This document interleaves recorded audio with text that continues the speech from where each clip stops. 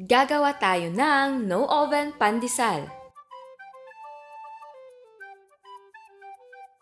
Ito ang ating mga sangkap. Meron tayong all-purpose flour, white sugar, powdered milk, instant dry yeast, salt, water, butter or margarine, at breadcrumbs.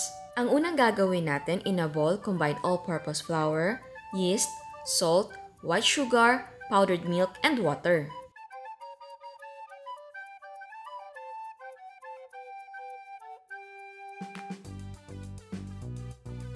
Tapos, i-mix natin until maging dough. Ngayon naman, i-knead natin ang dough sa lightly floured na surface. I-knead natin until wala nang visible na dry ingredients. And then, let's add the butter.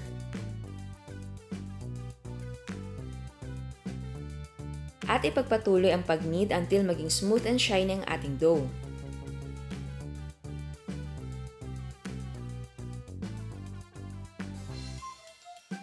So, ang indication kapag okay na ang dough, smooth and shiny na. Ang isa pang indication ay kapag malinis na ang countertop at ang inyong mga kamay. Meaning, wala nang dough nakadikit sa countertop at sa kamay. Ilagay natin ang dough sa bowl na lightly grease. Takpan natin ng malinis na towel. Tapos, ilagay natin sa warm na area and let it rise for 1 hour and 30 minutes. So, ayan, nagdoble na ang size ng ating dough. Ngayon naman, i-deflate natin ang dough by gently punching it.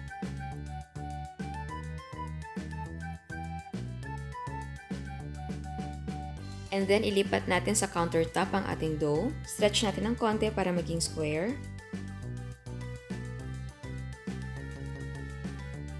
Tapos, i-form natin into a baton. Pagpasensya nyo na hindi nakasentro ang aking camera, hindi ko napansin.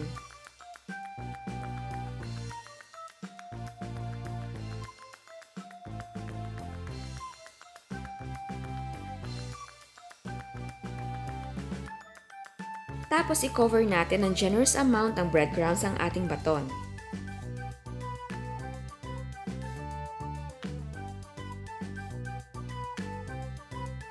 And then, cover again and rest for 10 to 15 minutes. After 10 or 15 minutes, ready na ang baton.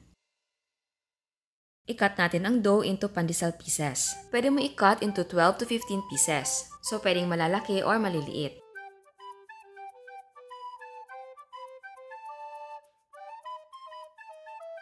Tapos, ilagay natin sa lightly greased na pan.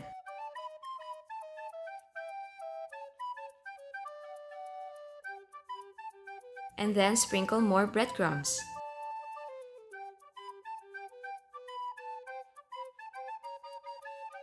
Takpan natin at mag-proof tayo for 1 hour and 30 minutes.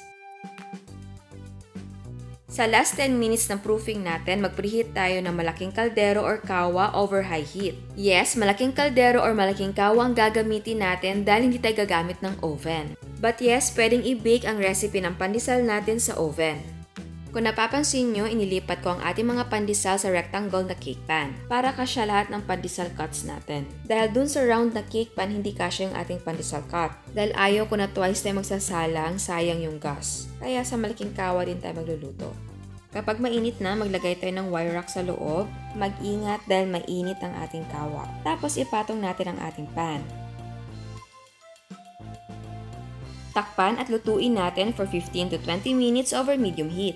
Huwag kayong mag-alala kung wala kayong malaking kaldero or kung wala kayong malaking kawa kasi pwede kayong gumamit kung ano yung meron sa bahay like maliit na kaldero or kawali. After 15 or 20 minutes, luto na ang ating pandesal. Sa ibabaw mukhang maputi lang yan kasi hindi tayo gumamit ng oven. Pero sa ilalim, brown siya.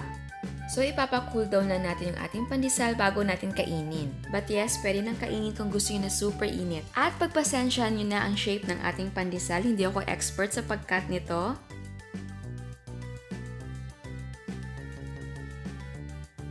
So, ayan, eto na ang ating no oven pandesal. At bago tayo mag-taste test, sa hindi pa nakasubscribe, please subscribe sa ating YouTube channel and please click the notification bell para ma-notify ka sa mga bagong uploads. So ayan, titikman na natin.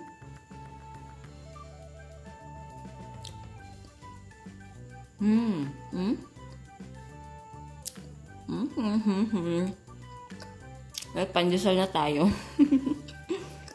At syempre, gustong-gusto ko yung pandesal na may palaman na cheese. Eden yung cheese natin. So, tignan natin. See that? Ay.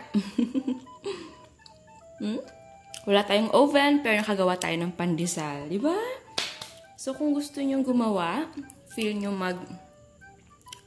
magpandesal sa bahay, at gusto nyo na fresh, kahit anong oras, pwede. Perfect.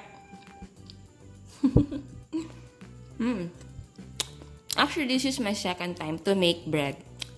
Ang pinakauna ko na gumawa ng bread, Diyos ko, ang tagal na. Nag-aaral pa ako. I think it was year 2008. Ganun siguro. Tapos, beer bread ang una kong ginawa. Yeah, beer bread. Hindi siya lasang beer, pero ang amoy niya ay beer. Kasi ganun talaga yun eh. Yung amoy na lang niya natitira, pero yung lasa, hindi na siya lasang beer. Ito naman, yung second time ko, ang ating pandesal. O yeah, ang saya. Natutuwa ako. Naubos ko. So, ayan, kumuha pa ako ng isa. Ano nga pala, kung gusto nyo na medyo matigas yung bread, gumamit kayo ng bread flour.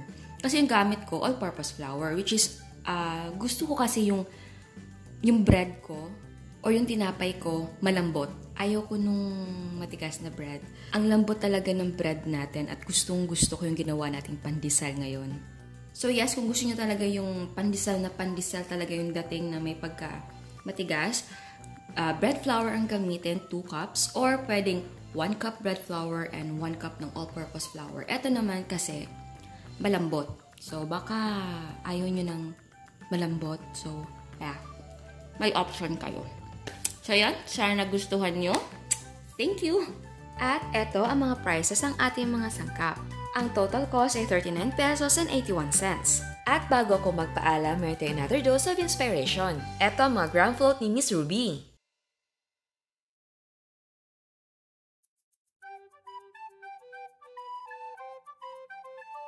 Eto naman ang kanyang mga cakes.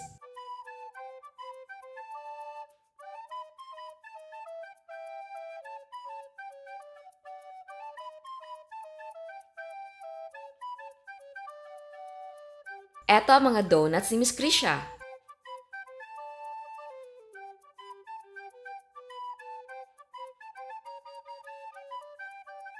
Eto naman ang kanyang egg pie. Meron din siya mga ground float. At meron siyang mga cakes.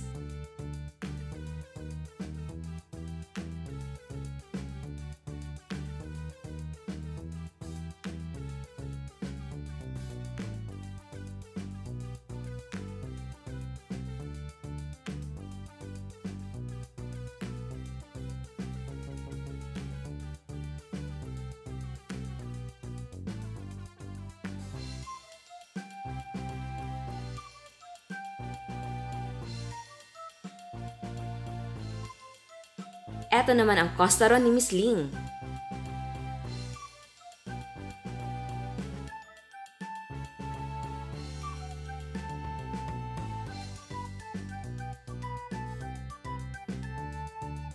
Meron siyang coffee jelly.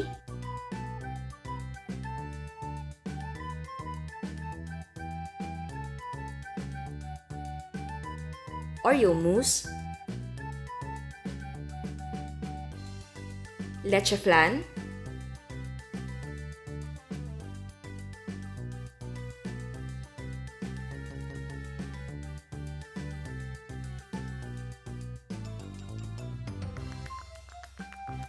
mini moist chocolate cake,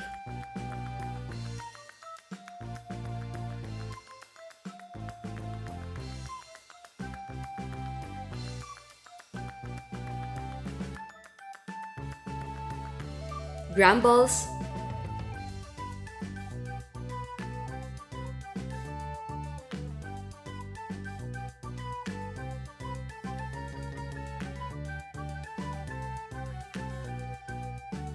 ice cream roll,